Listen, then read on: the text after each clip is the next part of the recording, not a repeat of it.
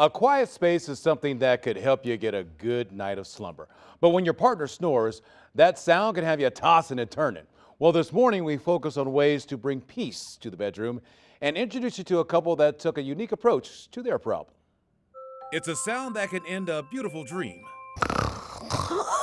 Melanie and Steve Wilson have been dealing with the nightly roars for years. Loud. I can hear it through the walls. Steve isn't the only noisy one, though. How does that noise even come out of her? Snoring isn't unusual.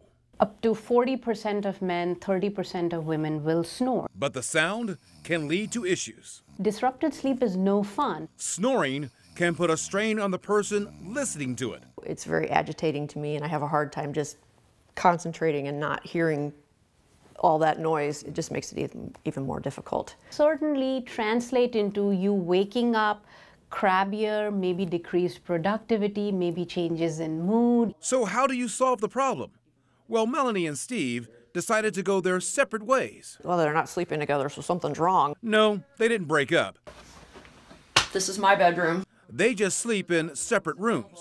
But 11 years is a long time. It is a long time. Did it take a while for you to adjust to not having that person there? No, I don't think so. There are other ways to deal with snoring.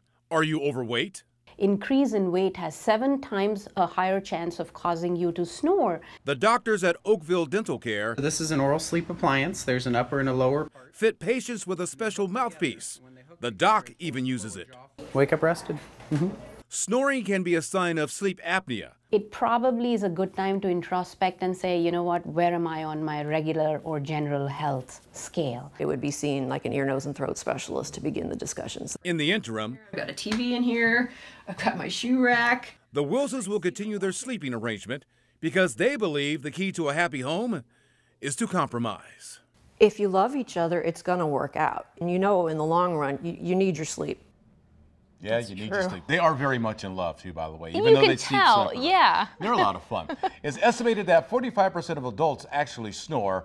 Now, there's a lot of remedies to fight snoring, from the nose strips to mouth guards to specially made pillows. But if you're worried that snoring could actually be sleep apnea, it's best to seek out a doctor for possible treatment. Now, Rene, this is an issue that a lot of people are dealing with. So we asked all of you to share your sleep stories with us, and we got a lot of comments. Tania says that she hasn't slept in the same bed with her husband in over a decade. Wow. She is a light sleeper and he is a heavy snorer. Teresa says her husband snores so bad that she sleeps with earplugs in every night. But it doesn't stop at spouses, guys. Chris says he loses sleep because his dog takes up too much room. That's my issue. Yeah. It seems like there are endless gimmicks that promise to help us sleep better, but do any of them actually work? 5 on Your Side is going to be putting some of the more outrageous options to the test. Those results will be shared with you tomorrow morning starting at 6 a.m. Can't wait for that one.